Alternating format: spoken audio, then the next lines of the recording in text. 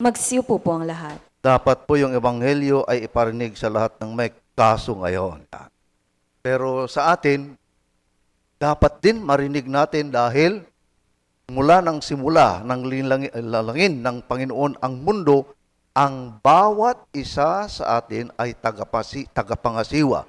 May kanya-kanya tayong inaalagaan na kayamanan na kung umusbong ito ay mapapakinabangan ng ibang tao at ng Diyos. Number 1, lahat tayo ay katiwala.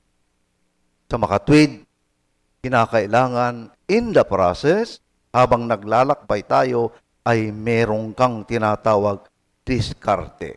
Ulit, lahat tayo, akusado, accused, na ika nga unjust administrator. Ikalawa, yung nasa Ebanghelyo ay nakita natin na meron siyang foresight. Kung may foresight ka, ibig sabihin, una, may plano ka. At dahil may plano ka, may objective ka.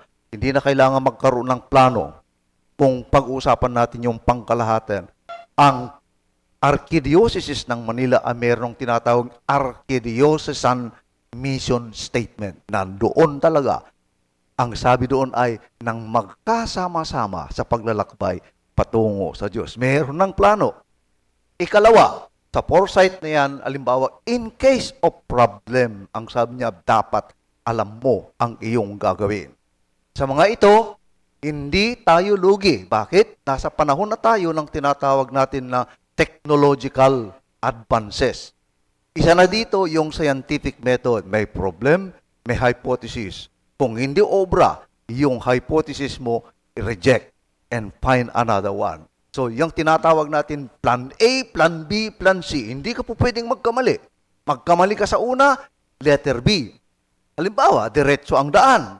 May hinuhukay doon. Hindi ka naman ibig sabihin na titigil. Merong kang pamamaraan na tinatawag ng mga German na Umleitung. Ibig sabihin, iwasan mo yung peligro. At kung ang peligro, halimbawa, ay malalim, meron tayong tinatawag na another plan C. So, maubos yung A, B, C, D o kahit F o G, meron pa ring plano ng matuloy maganap yung mission statement ng Archdiocese. Sama-sama tayong maglingkod, manalangin, magpuri sa Diyos. Iniisip natin, ginangat-ngat natin dahil yung narinig natin, si ganito, senador na ito, si ganito, congressman na ito, bulok na ito. Sandali lang, lahat tayo, tagapangalaga. Pag inakusahan mo ang isang tao, kinakailangan maging malinis ang iyong kaluluwa. Malinis na ba tayo lahat? Ayon. Kung malinis na tayong lahat, o merong isang malinis, hindi na kinakailangan ipadala ng Diyos Ama ang kanyang anak para maligtas tayo. Ibig sabihin, ang bawat isa sa atin, ang dahilan ng kanyang pagkapako ay sapagkat nadulas tayo sa inaasahan ng Diyos Ama na maging makatwiran, na maging mapagkatiwalaan sa ating pamamala. Naisip ko minsan, pag nagbuhugas tayo, pwede naman isang planggana, ikaw mo lang nung ganyan yung kayo, malinis na.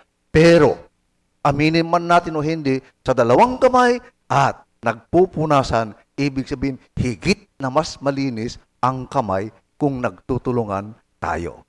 Higit na malinis yung ating paglalakbay at nakakatiyak tayo na kahit anong bagal yung ating paglalakbay, maabot natin ang nais ng Panginoon, siya at tayo ay makasama sa buhay na walang hanggan. Sa ngalan ng Ama at ng Anak at ng Espiritu Santo. Amen. Sumasampalataya ako Diyos amang